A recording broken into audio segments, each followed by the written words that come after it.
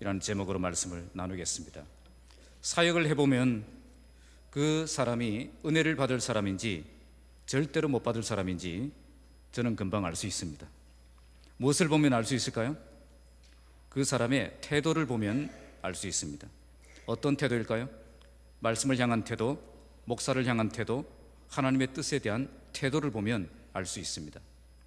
말씀을 들을 때 어떤 태도로 듣는가 한 것을 보면, 또 목사를 대할 때 어떤 태도로 대하는가 그것을 보면, 또 하나님의 뜻이 분명할 때에 어떤 태도로 순종하는가 그것을 보면 그 사람이 은혜를 받을 사람인지 은혜를 받을 수 없는 사람인지 알 수가 있다는 것입니다. 그만큼 은혜를 받는 것과 태도는 밀접한 관계를 가지고 있습니다. 그런데 왜 태도를 보면 알 수 있겠습니까? 바로 그것이 하나님이 일하시는 방법이기 때문에 그렇습니다. 하나님은 그 사람에게 은혜를 주시기 전에 먼저 태도를 바꾸십니다. 먼저 갈급한 마음을 주시고, 사모하는 마음 주시고, 가난한 심령을 주시고, 절박한 마음을 주셔서 그의 태도를 겸손하고 가난하게 만드신 뒤에 은혜를 주신다는 겁니다. 오늘 우리가 읽은 본문은 백부장 고넬료가 이제 베드로를 만나서 구원을 받게 되는 장면이 나옵니다. 이 만남은 역사적인 만남입니다. 지금까지 유대인들에게만 전해졌던 이 복음이 이제는 이방인들에게도 전해지는 그 놀라운 전환점이 되기 때문입니다. 이 만남을 통해서 이제 복음이 본격적으로 사마리아와 땅끝까지 전파되게 됩니다. 그러나 이렇게 되기까지는 쉽지 않은 과정이 있었습니다. 첫째는 이 고넬료라는 사람이 복음을 듣기 위해서 준비가 되어야 했고, 또 둘째로 고넬료에게 누군가는 가서 복음을 전해야 했습니다. 고넬료도 말씀을 들을 준비가 되어 있어야 했고, 또 고넬료에게 가서 복음을 전할 그 사람도 준비가 되어 있어야 했다는 것입니다. 이 모든 준비를 누가 다 하셨습니까? 하나님이 다 하셨다는 겁니다. 고넬료에게 먼저 찾아가서 고넬료의 마음문을 여시고 복음을 들을 수 있도록 준비시키신 분도 하나님이시고, 또 고넬료에게 가서 복음을 전할 수 있도록 베드로의 그 편견과 고집을 버리고 나아가도록 그 베드로의 마음을 움직이신 분도 하나님이시다. 하나님의 은혜는 이런 과정을 통해서 전달되어지는 것입니다. 고넬료만 준비되어 있어도 안 되고 베드로만 준비되어 있어도 안 되는 겁니다. 고넬료도 말씀을 들을 수 있는 그 옥토와 같은 그 마음이 준비되어 있어야 했고, 또 베드로도 그 하나님의 뜻에 순종하여 복음을 선포하는 그 자리로 들어갈 수 있어야 했다는 것입니다. 이 오늘 말씀은 이런 과정을 거쳐서 하나님의 은혜가 고넬료의 가정에 임하는 장면을 우리에게 보여줍니다. 여기서 우리는 말씀을 듣는 자들과 말씀을 전하는 자의 태도를 잘 보아야 합니다. 하나님은 먼저 은혜를 주시기 전에 먼저 태도를 바꾸시기 때문입니다. 먼저 고넬료를 보시면 그는 말씀을 기대하며 베드로를 기다리는 그 태도를 보였고, 말씀을 전하는 베드로를 존중하며 영접하는 태도를 보입니다. 베드로는 내 생각과 고집을 꺾고 하나님의 뜻에 순종하는 태도를 보입니다. 이처럼 말씀을 듣는 자들과 말씀 전하는 자의 태도를 바꾸셔서 이 가정에 놀라운 하나님의 은혜가 임하고 또 놀라운 하나님의 역사가 일어나게 하셨던 것입니다. 하나님은 놀라운 일을 행하시기 전에 먼저 우리의 태도를 바꾸십니다. 우리의 태도가 바뀌면 하나님의 은혜는 폭포수같이 임하는 것입니다. 오늘 이 말씀을 통해서 우리의 태도를 바르게 세우고 하나님의 은혜가 임하는 가정을 세우는 모든 성도들이 되시기 바랍니다.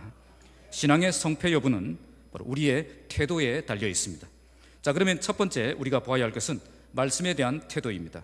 자, 23절 중반의 이튿날부터 함께 읽겠습니다. 시작. 이튿날 일어나 자, 베드로는 이튿날 일어나 그들과 함께 떠났습니다. 이튿날 떠났다는 말은 지체하지 않고 즉시 순종했다는 것입니다. 하나님의 뜻이 분명해진 이상 더 이상 갈등하지 않고 더 이상 기다리지 않고 즉각 행동에 옮겼다는 겁니다. 하나님의 일을 하는 사람은 이처럼 하나님의 뜻에 내 뜻을 꺾고 순종할 수 있는 그런 자세가 있어야 됩니다. 그런데 그들과 함께 갈 때에 욥바에서 온 어떤 형제들도 함께 갔다고 말씀합니다. 베드로는 혼자 가지 않았고 몇몇 형제들을 함께 데리고 갔다는 것입니다. 사도행전 11장 12절 말씀을 통해서 베드로와 함께 동행했던 사람이 6명이었다는 것을 알 수 있습니다. 왜 베드로는 6명이나 되는 형제들을 데리고 함께 갔겠습니까? 아마도 베드로에게는 증인이 필요했기 때문으로 여겨집니다. 이방인에게 일어난 이 성령의 역사를 직접 보고 증거할 수 있는 그런 증인이 필요했던 것입니다. 이방인에게도 놀라운 구원의 역사가 일어날 수 있다는 그 사실에 대해 베드로는 오해가 풀렸지만 다른 사람들은 아직 오해가 풀리지 않은 그런 상태에 있었기 때문입니다. 그래서 베드로가 지금 고넬료의 집으로 가는 것은 많은 오해를 불러일으킬 수 있는 그런 사역이었습니다. 실제로 사도행전 11장 2절 3절에 보시면 할례자들이 베드로를 향해서 네가 무할례 집에 들어가서 함께 먹었다고 비난하는 것을 볼 수가 있습니다. 다른 사람들은 아직도 이방인에 대한 그 편견을 가지고 있던 것입니다. 이런 상황 속에서 베드로가 다른 사람들이야 어떻게 생각하든 나는 상관하지 않는다라고 독단적인 행동을 했다면 어떻게 되겠습니까? 이방인에게 복음을 전하는 이 사역이 나중에는 굉장히 어렵게 되는 것입니다. 다른 사람들은 지지하지 않는 혼자만의 사역이 될 수가 있는 것입니다. 우리가 누구 앞에서도 부끄럽지 않게 사역하는 것도 중요하지만 다른 동력자들이 오해하지 않도록 주의를 기울이는 것은 더 중요합니다. 내가 아무리 정당하고 떳떳한 일을 하고 있다고 해도 이런 사역들이 다른 사람들을 실족하게 만들고 덕이 안 되게 만들고 있다면 우리는 실패의 길로 가고 있는 것입니다. 어쨌든 우리는 성공적인 사역이 되기 위해서 최선을 다해 준비하고 꼼꼼하게 챙기고 다른 사람들에게 오해를 사지 않도록 준비하는 것이 필요한 것입니다. 그래서 다른 지체들이 방해자가 아니라 도리어 협력자가 되도록 이렇게 관계를 잘 만들어 나갈 수 있는 그런 사역자들이 되어야 하는 것입니다. 24절 말씀 함께 읽겠습니다. 시작. 이튿날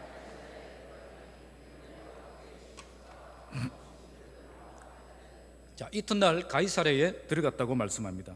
30절에 고넬료가 나흘 전 이맘때에 라고 말하는 것으로 보아서 고넬료가 환상을 보았던 오후 3시 정도에 도착했던 것으로 여겨집니다. 그런데 여기서 중요한 것은 고넬료가 그의 친척과 가까운 친구들을 모아서 기다리고 있었다는 것입니다. 여기서 기다린다는 말은 이 거지가 뭔가를 줄 때에 기대하는 마음으로 이렇게 쳐다보는 그런 모습을 표현한 것입니다. 정말 기대되는 것을 기다린다 하는 그런 뜻입니다. 그래서 이 말씀은 고넬료가 얼마나 하나님의 말씀을 기대하고 기다리고 있었는가 하는 것을 보여주는 것입니다. 그런데 그는 혼자만 이렇게 기다리고 있지 않았습니다. 정말 많은 친척들과 친구들을 함께 모아서 그렇게 기다리고 있었다는 것입니다. 이것은 그가 베드로와의 만남을 얼마나 사모하고 기대하고 있었는가를 잘 보여줍니다. 이처럼 간절히 사모하는 그 사람에게 하나님의 놀라운 역사가 일어나는 것입니다.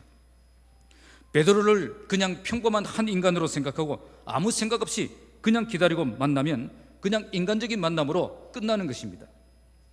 그러나 정말 여기에 내 인생이 걸려있다고 생각하고 내 가족과 친척과 친구들의 생명이 걸린 문제라고 생각하고 간절히 사모하며 나아갈 때에 하나님의 은혜가 부어질 수 있는 것입니다. 우리 하나님은 사모하는 영혼을 만족해 하시며 줄인 영혼에게 좋은 것으로 채워주시는 분이시기 때문입니다. 오늘 고넬료가 왜 이렇게 하고 있겠습니까? 복음의 말씀을 귀하게 여기는 그 마음이 있기 때문입니다. 그래서 이 귀한 말씀을 나 혼자 들으려고 하지 않고 사랑하는 가족들과 친척들과 친구들을 다 모아서 그렇게 기다리고 있었던 것입니다. 이처럼 복음의 말씀을 귀하게 여기는 그 마음에 말씀의 능력이 강력하게 임했던 것입니다. 신방을 가보면 어떤 집은 남편과 자녀들과 아내와 아는 친구들까지 이렇게 다 모아놓고 기다리는 가정이 있어요. 어떤 집은 남편도 내보내고 자녀도 내보내고 이렇게 혼자 기다리는 그런 집도 있습니다. 어쨌든 한 사람이라도 더 앉혀놓고 신방을 받는 사람이 있고 어쨌든 한 사람이라도 더 내보내고 신방을 받는 가정이 있다는 것입니다. 우리 가정에 주시는 그 말씀을 어떻게 생각하느냐, 그 태도에 있는 것입니다. 우리 가정에 꼭 필요한 말씀이다 라고 생각을 하면 모든 가족이 다 들어야 된다는 그렇게 생각을 하게 될 것이고, 들어도 되고 안 들어도 되는 그런 말씀이다 라고 생각하면 그냥 다 내보내고 혼자 앉아있게 되는 것입니다. 고넬료는 이 말씀이 들어도 되고 안 들어도 되는 그런 말씀이라고 생각하지 않았습니다. 그는 이 말씀을 반드시 내 가족과 친척과 친구들이 들어야 할 그런 생명의 말씀이다라고 생각을 했습니다. 그래서 그들을 다 불러놓고 기다리고 있었습니다. 말씀에 대한 이런 갈망이 온 가족을 회복시키는 역사가 일어나게 만든 것입니다. 하나님의 말씀은 그 자체로 분명히 능력이 있습니다. 그러나 그 말씀의 능력은 모든 사람에게 동일하게 나타나는 것은 아닙니다. 이것을 잘 보여주는 말씀이 씨 뿌리는 비유입니다. 여기에 씨는 어디든지 뿌려집니다. 길가에도 뿌려지고 돌짝밭에도 뿌려지고 가시덤불에도 뿌려지고 옥토밭에도 뿌려집니다. 이 씨에는 전혀 문제가 없습니다. 길가에 뿌려진 씨앗은 미처 발화가 되기 전에 새가 물어가 버리기 때문에 싹이 나지 않았지만, 돌짝밭과 가시덤불에 뿌려진 씨앗은 아무 문제 없이 싹이 나고 잎이 나기 시작했습니다. 그러니까 전해지는 그 말씀의 능력에는 아무 문제가 없다는 것입니다. 그러면 어디에 문제가 있습니까? 바로 말씀이 떨어지는 그 마음밭에 있다는 것입니다. 말씀을 듣는 그 태도에 문제가 있다는 것입니다. 말씀을 어떤 태도로 듣느냐에 따라서 말씀의 능력을 강력하게 경험할 수도 있고 말씀의 능력을 전혀 경험하지 못할 수도 있다는 것입니다. 모든 것은 말씀을 듣는 우리의 태도에 달려 있습니다. 오늘 우리의 가정이 정말 하나님의 은혜를 경험하는 가정이 되려면 말씀을 향한 우리의 태도를 바르게 세워야 됩니다. 하나님의 말씀을 받을 때 정말 기대하는 마음으로 기다리고 사모하는 마음으로 받고, 나에게 주시는 생명의 말씀으로 받을 때에 말씀의 능력이 강력하게 임하는 그런 가정이 될 수가 있는 것입니다. 그래서 하나님의 말씀을 어떤 태도로 듣느냐가 정말 중요합니다. 정말 하나님의 은혜를 강하게 경험하는 가정이 되려면 하나님의 그 말씀을 소중하게 여기고 사모하는 마음으로 기다리는 그 참된 예배자가 되어야 되는 것입니다. 하나님의 말씀을 말씀답게 받을 때에 그 말씀이 우리에게 능력 있게 역사하는 생명의 말씀이 되는 것입니다. 벌써 가정의 달 마지막 주일이 되었습니다. 이번 한 달 동안 우리의 가정은 하나님의 말씀을 어떤 태도로 들었는지 한번 돌아보시기 바랍니다. 그리고 말씀을 향한 우리의 태도를 바르게 세워서 그 말씀의 능력을 강력하게 경험하는 복된 믿음의 가정을 세워나가는 저와 여러분들이 되시기를 주님의 이름으로 축복합니다. 자, 두 번째는 말씀 사역자를 향한 태도입니다. 자, 25절 26절을 함께 읽겠습니다. 시작. 마침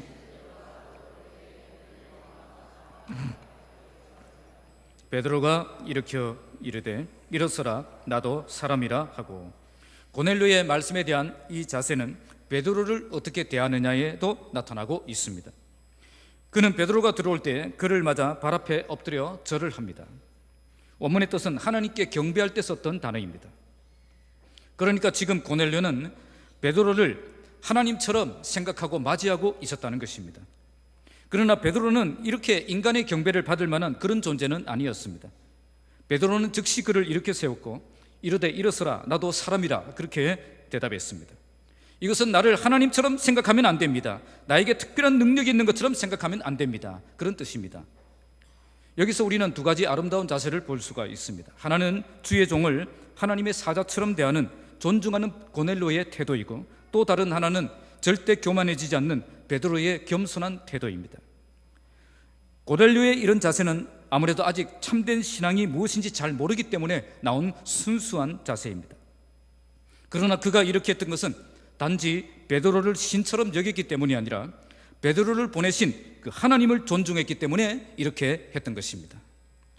베드로를 그냥 인간으로 생각하지 않았고 하나님의 말씀을 전하는 종으로 생각하며 그의 말씀을 하나님의 말씀으로 받겠다는 겸손한 태도를 보인 것입니다. 이런 겸손한 태도를 어떤 관계에서 보여주고 있습니까?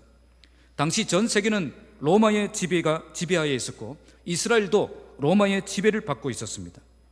고넬료는 이처럼 전 세계를 지배하는 로마 군대의 장교였고, 베드로는 로마의 지배를 받고 있던 이스라엘의 갈릴리 출신의 이름 없는 어부였습니다.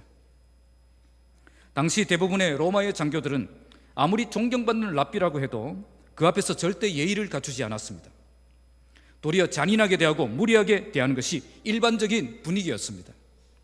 그런데 이런 상황에서 로마 군대의 장교였던 이 고넬료가 베드로의 발 앞에 엎드려 절을 한 것입니다. 도무지 있을 수 없는 그런 일이 일어난 거죠. 고넬료는 왜 이처럼 베드로를 지극히 존중하고 있겠습니까? 그것은 그에게 겸손한 태도가 있었기 때문입니다. 어떻게 보면 베드로가 더 예의를 갖추고 들어가야 되는 그런 분위기인데 고넬료가 더 예의를 갖추고 베드로를 맞이하고 있습니다. 이것은 그가 얼마나 겸손한 태도로 말씀 사역자를 존중하고 있는가를 잘 보여주는 것입니다. 사도 바울은 갈라디아 교회에서 사역할 때 육체의 가시 때문에 많은 어려움이 있었습니다. 성경학자들은 이 육체의 가시가 간질병이었다고 해석합니다. 당시 간질병은 악마의 병으로 인식되었던 병입니다. 복음을 전하는 사도가 이런 질병을 갖고 있으니 영적 권위가 제대로 세워졌겠습니까? 어려웠던 것입니다. 그런데 갈라디아 교회 성도들은 이런 사도 바울을 어떻게 대했습니까? 갈라디아 4장 14절에 이렇게 말씀합니다. 너희를 시험하는 것이 내 육체에 있으되 이것을 너희가 업신여기지도 아니하며 버리지도 아니하며 오직 나를 하나님의 천사와 같이 또는 그리스도 예수와 같이 영접하였도다. 그러니까 사도 바울에게는 인간적인 약점이 분명히 있었지만 그들은 바울을 업신여기거나 대적하거나 배척하지 않았다는 것입니다. 도리어 하나님의 천사와 같이 그리스도 예수와 같이 영접했다라고 말씀합니다. 왜 그랬을까요? 바울이 귀하기 때문이 아니라 바울이 전하는 하나님의 말씀이 귀하기 때문입니다. 바울만 생각하면 얼마든지 무시할 수 있지만 바울이 들고 있는 그 하나님의 말씀 때문에 바울을 무시하지 않았던 것입니다. 고넬료도 마찬가지입니다. 베드로만 생각하면 얼마든지 깔아뭉갤 수 있습니다. 그러나 베드로가 하나님의 말씀을 전하는 사람이기 때문에 그 앞에서 자신을 지극히 낮추고 존중하고 겸손히 나아갔던 것입니다. 말씀 사역자에 대한 이런 태도를 가지고 있을 때 말씀의 강력한 역사가 일어나는 것입니다. 우리가 읽지 않았지만 44절을 보시면 베드로가 말씀을 전하고 있을 때에 성령께서 강력하게 임하는 것을 볼 수가 있습니다. 그들이 성령을 받기 위해 특별 기도회도 하지 않았고 특별 안수기도도 하지 않았습니다. 단지 말씀만 잘 듣고 있었습니다. 그런데 성령께서 강력하게 임하셔서 46절에 보시면 듣는 모든 사람들에게 방언의 역사를 경험하게 하십니다. 이 사건은 마치 오순절 다락방에서 일어난 사건과 너무 흡사하기 때문에 성경학자들은 이 사건을 가리켜서 가이사랴의 오순절 사건이다 그렇게 해석을 합니다. 사도 바울은 데살로니가전서 2장 13절에 데살로니가 교회 성도들을 향해서 이렇게 말합니다. 이러므로 우리가 하나님께 끊임없이 감사함은 너희가 우리에게 들은 바 하나님의 말씀을 받을 때에 사람의 말로 듣지 아니하고 하나님의 말씀으로 받음이니 진실로 그러하도다. 이 말씀이 또한 너희 믿는 자 가운데에 역사하느니라. 우리가 인간의 말로 받지 않고 하나님의 말씀으로 받을 때에 그 말씀이 역사하는 말씀이 된다는 것입니다. 오늘 우리가 정말 하나님의 은혜가 임하는 삶을 살아가려면 말씀 사역자를 향한 나의 태도를 바르게 세워야 됩니다. 목사의 설교를 평가하고 비판하는 것을 당연하게 생각하면 안 됩니다. 물론 목사에게도 인간적인 약점이 있습니다. 칼빈이 주장했던 것처럼 100% 완벽한 하나님의 말씀을 전하는 설교는 이 세상에 존재하지 않습니다. 그러나 말씀을 계속 비판적으로 듣기 시작하면 말씀의 은혜가 떨어지게 되고 결국 나는 영적 기갈을 만나고 영적 침체를 만나게 되어 있습니다. 하나님의 은혜를 말씀 전하는 자를 향한 나의 태도와 맞물려 있기 때문입니다. 말씀 전하는 사람을 존중하지 않는데 그 선포된 말씀을 존중하는 일은 절대로 일어나지 않습니다. 그렇다고 해서 명백히 잘못된 설교를 하고 있는데 무조건 아멘 하면서 들어도 안 됩니다. 평가하거나 비판해서는 안 되지만 분별하면서 들어야 된다는 것입니다. 정말 바른 하나님의 말씀을 전하는데 의심이 가득한 눈으로 계속 이렇게 쳐다보면서 들어서 안 된다는 그 말씀이지, 틀린 말씀을 전하는데 무조건 아멘 하면서 다 받아들여야 된다는 그런 뜻은 아니라는 것입니다. 예전에는 기독교 방송을 많이 보았는데 요즘은 인터넷으로 설교를 많이 들으시는 것 같습니다. 80이 넘으신 분을 지난주에 신방을 했는데요, 기독교 TV 방송을 보십니까 했더니 그것보다는 인터넷으로 설교를 더 많이 들으신다. 시대가 이렇게 많이 바뀌었구나 그런 생각을 합니다. 자, 그런데 인터넷에서는 좋은 설교도 많이 있지만 위험한 설교가 정말 많이 있습니다. 그런 설교는 듣지 마시고 황 목사 설교만 많이 들으시기 바랍니다. 요즘은 제 설교도 유튜브에 다 올라갑니다. 우리 박 집사님이 이제 열심히 매주 올리셔서 이제 유튜브에서 검색하시면 황찬호 목사 검색하면 많이 나옵니다. 지금까지 설교했던 게 다 올라가 있습니다. 그리고 밴드에 아직 가입 안 하신 분들은 밴드에 가입하십시오. 밴드에 매주 우리 찬양과 또 우리 설교가 계속 올라오고 있습니다. 그래서 주일에 한 번 들은 것으로 끝내지 마시고 주중에 또 들으시고 또 들으시고 계속 이렇게 되새김질하셔서 자신의 말씀으로 만드는 게 필요합니다. 저는 한 편의 설교를 준비하면서 적어도 30권 이상의 주석과 강해집을 읽어봅니다. 이처럼 많은 주석을 참조하는 이유는 바른 해석을 하고 정확한 그런 말씀을 전하기 위해서 이렇게 합니다. 이렇게 준비하려면 정말 기간이 많이 걸립니다. 지금 하고 있는 이 사도행전도 2년 전부터 준비한 것입니다. 뭐 아무도 놀라지 않습니다. 2년 전부터 준비하고 있습니다. 그리고 내년에 할 설교를 지금 준비하고 있습니다. 말씀을 향한 태도만큼 중요한 것은 목사를 향한 태도입니다. 목사를 얼마나 신뢰하고 존중하느냐에 따라서 말씀의 능력이 다르게 나타납니다. 그리고 말씀 전하는 목사의 태도도 중요합니다. 항상 바른 말씀을 전하기 위해서 최선을 다해야 할 뿐 아니라 바른 설교자의 자세를 잃어버리지 않도록 저도 깨어 있어야 하는 것입니다. 오늘 고넬료는 순수한 마음으로 베드로에게 존경을 포하며 엎드려 절합니다. 그러나 순수한 마음으로 했지만 이것은 명백히 잘못된 행위였습니다. 그래서 베드로는 즉시 나도 사람일 뿐이기 때문에 나를 경배해서는 안 된다라고 이렇게 바르게 지적해 줍니다. 이걸 통해서 사람을 대단하게 생각하지 말고 오직 하나님만 바라볼 수 있도록 그렇게 가르쳐 준 것입니다. 여기에 아름다운 관계가 있는 것입니다. 말씀을 받는 사람은 말씀 전하는 사람을 하나님의 천사와 같이 그리스도 예수와 같이 영접하는 모습을 보이고, 말씀 전하는 사람은 절대 교만하지 않고 하나님의 영광을 가로채지 않는 그런 겸손한 자세를 가질 때 아름다운 관계가 만들어지는 것입니다. 오늘 우리 교회가 이런 아름다운 관계가 있는 교회가 되길 바랍니다. 성도들은 주의 종을 존중하며 선포되는 말씀을 하나님의 말씀으로 받고, 목사는 겸손하게 참된 종의 자세를 가지고 사역하는 그런 교회가 되는 것입니다. 여기에 참된 말씀의 능력이 나타나고 참된 은혜가 임하는 것입니다. 하나님의 말씀이 말씀답게 들릴 때에 참된 은혜가 시작되고 회복의 역사가 시작됩니다. 그러기 위해서는 목사도 겸손해져야 되고 성도들도 겸손해져야 됩니다. 정말 참된 은혜가 임하도록 목사도 최선을 다해 말씀을 준비하고 성도들도 목사를 존중하며 겸손히 말씀 앞에 자신을 세우는 삶을 살아야 하는 것입니다. 오늘 우리 교회가 예배 때마다 하나님의 말씀이 말씀답게 선포되고 하나님의 말씀을 말씀답게 받는 교회가 되어서 모든 가정들이 참된 하나님의 은혜를 경험하는 가정으로 세워지기를 주님의 이름으로 축복합니다. 자, 마지막 세 번째는 하나님의 뜻에 대한 태도입니다. 27절 함께 읽겠습니다. 시작. 자, 더불어 말하며, 이 말은 아주 친근하게 교제를 나누며 서로 대화를 나누는 것을 의미합니다. 문재인 대통령과 김정은 위원장이 만나는 장면을, 사진을 생각을 하시면 되겠습니다. 베드로와 고넬료는 오늘 처음 만났지만 오래된 친구를 만난 것처럼 친근하게 대화를 나눈 것입니다. 이것은 베드로에게 이방인에 대한 혐오감이 전혀 남아있지 않다는 것을 보여준 것입니다. 유대인들은 이방인에 대해서 아주 배타적인 그런 우월감을 가지고 있습니다. 제가 성지순례를 갔을 때에 가장 힘들었던 것이 그 동네 커피 맛이었습니다. 탄약도 아니고 이건 도무지 걸쭉하고 사람이 마시는 그런 음료가 아니다. 그래서 세계 여행을 갈 때에 그때만 해도 꼭 필수품으로 들고 갔던 것이 그 노란 커피, 혹시 아십니까? 맥심 모카골드, 노란 커피를 들고 가는 것입니다. 저녁에 호텔에 돌아와서 저녁 식사를 하는데 식사 후에 제가 가져간 커피를 먹고 그 노란 커피 봉지를 쓰레기통에 버렸습니다. 그런데 까만 모자를 쓴 랍비가 딱 들어오더니 이렇게 식당을 둘러보더니 쓰레기통도 둘러보더라고요. 그러면서 그 쓰레기통에 이 노란 맥심 모카골드 그게 쓰레기가 버려지는 것을 보고 직원들을 막 야단을 치는 거예요. 더러운 이방인의 물건이 들어와서 거룩한 유대인의 식당을 더럽혔다는 겁니다.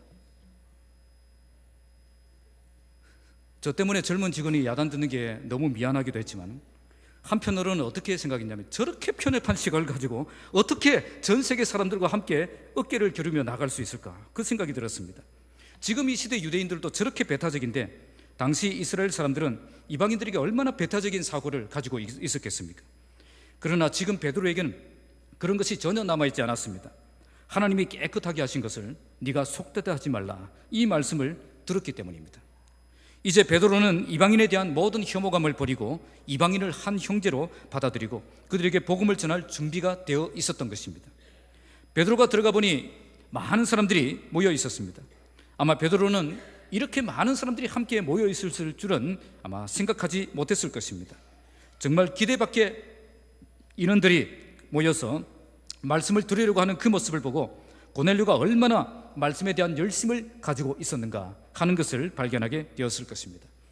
목사가 힘이 날 때가 바로 이런 때입니다. 성도들이 말씀을 사모하며 많은 사람들 데리고 함께 앉아서 말씀을 들으려고 할 때 힘이 납니다.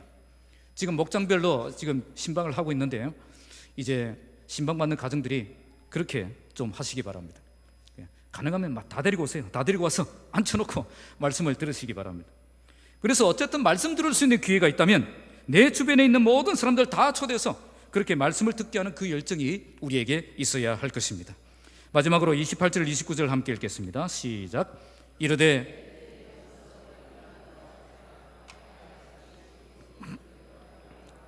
하나님께서 내게 지시하사 아무도 속되다 하거나 깨끗하지 않다 하지 말라 하시기로 부름을 사양하지 아니하고 왔노라. 묻노니 무슨 일로 나를 불렀느냐. 자, 이제 모여있는 그들을 향해서 베드로가 말을 합니다. 먼저 그는 유대인으로서 이방인과 교제하며 가까이 하는 것은 이법인 줄을 너희도 안다. 너희도 잘 아는 사실이다. 그렇게 말하고 있습니다. 본래는 그들이 베드로를 강사로 모시고 전도 집회를 할 수 없다는 말입니다. 이건 너도 알고 나도 아는 그런 잘 아는 사실이라는 겁니다. 그런데 내가 이렇게 오게 된 것은 나의 뜻이 아니라 하나님께서 나에게 지시하셨기 때문이다라고 말합니다. 지금 나는 하나님의 말씀을 어기고 온 것이 아니라 하나님이 가라고 하셨기 때문에 왔다는 것입니다.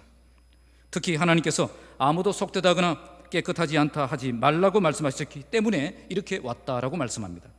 지금 베드로가 이 말을 하는 이유가 무엇이겠습니까? 그들에게 하나님이 어떤 분이신가를 먼저 보여주신 것입니다. 지금 하나님께서는 이방인들이 복음을 듣고 믿어서 하나님의 백성이 되기를 원하신다는 겁니다. 하나님은 유대인들만의 하나님이 아니라 이방인의 하나님도 되신다는 것을 이렇게 보여준 것입니다. 그래서 부름을 사양하지 아니하고 왔다라고 말씀합니다. 나는 저런 곳에는 가지 않겠다고 고집을 부리지 않았다는 겁니다.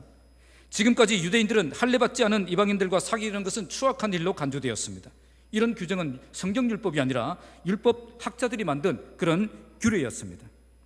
유대인들은 이방인들과 거리에서 또 상점에서 대화하는 것까지는 허용이 되었습니다. 그러나 유대인이 이방인의 집에 들어간다든지 아니면 그들과 함께 한 식탁에서 식사를 하는 것은 엄격하게 금지되어 있었습니다. 이런 걸 잘 알면서도 부름을 사양하지 아니하고 온 것은 하나님의 지시가 있었기 때문이라고 말씀하고 있는 것입니다. 사실 베드로가 고넬료의 집으로 가는 것은 자기가 안 했으면 좋겠다라고 생각했던 그런 일이었습니다. 가능하면 다른 사람 좀 보내시지요 하는 그런 일이었습니다. 분명히 오해를 받을 수 있는 일이었고 구설수에 올라갈 수 있는 일이었기 때문에 이런 일은 가능하면 좀 피하고 싶은 그런 일이었다는 것입니다. 그러나 그는 부름을 사양하지 않고 왔다고 말씀합니다. 하나님께서 가라고 하셨기 때문입니다. 나의 마음 상태가 기준이 아니라 하나님의 말씀이 기준이 되었던 것입니다. 지금 내가 하고 싶은 일이 아니라 하나님이 하라고 하신 그 일이 내가 해야 될 일이라고 생각했던 것입니다. 이게 참된 순종입니다. 하나님의 뜻이 분명하면 내가 가지고 있던 편견과 고집도 끊고 기꺼이 순종할 수 있는 순종이 참된 순종입니다. 아직도 이유가 있고 변명이 있고 고집이 있다면 하나님께 쓰임받을 수 있는 종이 될 수가 없습니다. 정말 모든 고집을 꺾고 겸손히 순종하며 나아갈 때에 하나님의 일하심을 경험하는 삶을 살아갈 수가 있는 것입니다. 그런 뒤에 베드로는 그들에게 질문합니다. 무슨 일로 나를 불렀느냐? 자, 이건 무슨 뜻이겠습니까? 베드로는 지금 여기에 왜 왔는지 알고 있다는 말입니까? 모르고 있다는 말입니까? 아직도 모르고 있는 것입니다. 그러니까 하나님이 가라고 해서 여기까지 오긴 왔는데 여기까지 왜 가야 되는지 전혀 이유를 묻지 않고 순종해서 여기까지 왔던 것입니다. 바로 이것이 참된 순종입니다. 참된 순종은 내가 다 이해할 수 없을 때라도 순종하는 것입니다. 내가 충분히 이해가 되고 납득이 되고 마음에 받아들여져야 순종하는 것이 아니라는 것입니다. 아직도 의문이 많고 아직도 불안이 남아있고 아직도 정확한 목적을 모르지만 말씀에 순종해서 나아가는 것이 참된 순종입니다.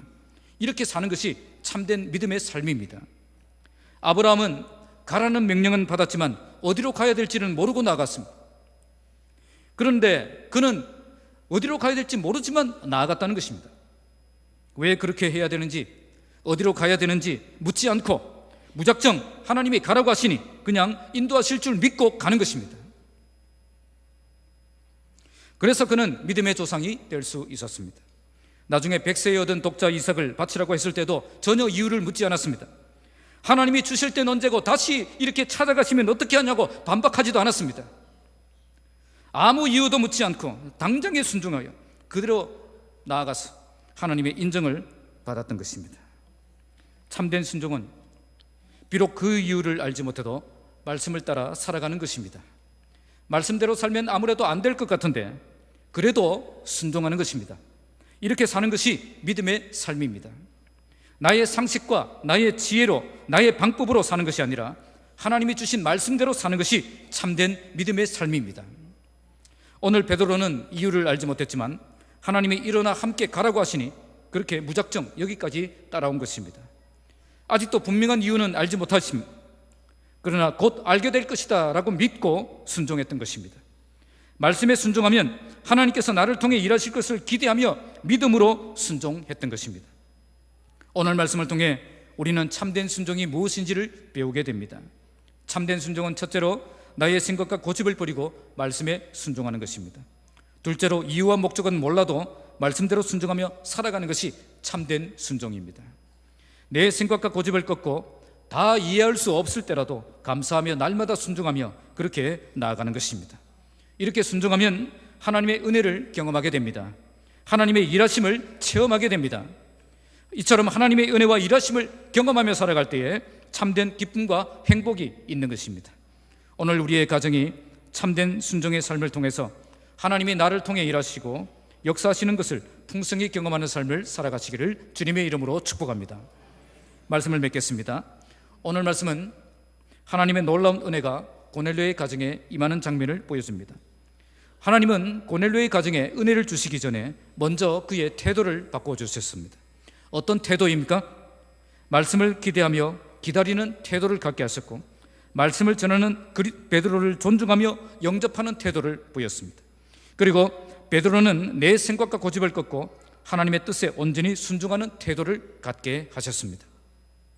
이처럼 말씀을 향한 태도, 말씀 사역자를 향한 태도, 그리고 하나님의 뜻에 대한 태도를 갖게 하신 뒤에 하나님의 놀라운 은혜를 그 가정에 부어주셨던 것입니다. 태도를 먼저 변화시키시고 은혜를 다음에 부어주셨던 것입니다. 오늘 우리의 가정이 정말 하나님의 은혜를 경험하는 가정이 되려면 어떤 태도를 갖고 있는가를 잘 보셔야 됩니다. 말씀에 대한 기대감이 사라진 가정, 목사에 대한 존경심이 사라진 가정, 하나님의 뜻은 알지만 온전히 순종하지 못하는 가정, 하나님의 은혜를 받을 수 없는 태도를 가진 가정입니다. 지금 우리는 매주 예배를 드리고 있습니다. 이 예배를 통해서 하나님의 은혜를 강력하게 경험하려면 우리의 태도가 달라져야 됩니다. 똑같은 자리에서 똑같은 말씀을 듣고 똑같은 예배를 드린다고 똑같은 은혜를 받는 것이 아니라는 겁니다. 예배하는 우리가 어떤 태도를 가졌느냐에 따라서 결과는 완전히 달라질 수 있습니다. 지금 목자마다 대신방을 하고 있는데 여기서도 마찬가지입니다. 정말 하나님의 말씀을 기대하며 기다리는 태도가 없다면, 목사를 존중하며 영접하는 태도가 없다면, 하나님의 뜻이 분명한데도 순종하고자 하는 그 마음이 없다면 그 가정에 아무리 능력 있는 말씀이 선포되어도 아무 변화도 일어나지 않을 것입니다. 이제 우리 모든 가정이 말씀에 대한 태도, 말씀 사역자에 대한 태도, 그리고 하나님의 뜻에 대한 태도를 바르게 세우시기 바랍니다. 그래서 하나님의 은혜를 절대 놓치지 않고 하나님의 은혜를 강력하게 경험하여 하나님이 나를 통해 일하시는 것을 풍성히 경험하는 복된 믿음의 가정들이 다 되시기를 주님의 이름으로 축복합니다. 기도하겠습니다. 아버지 하나님,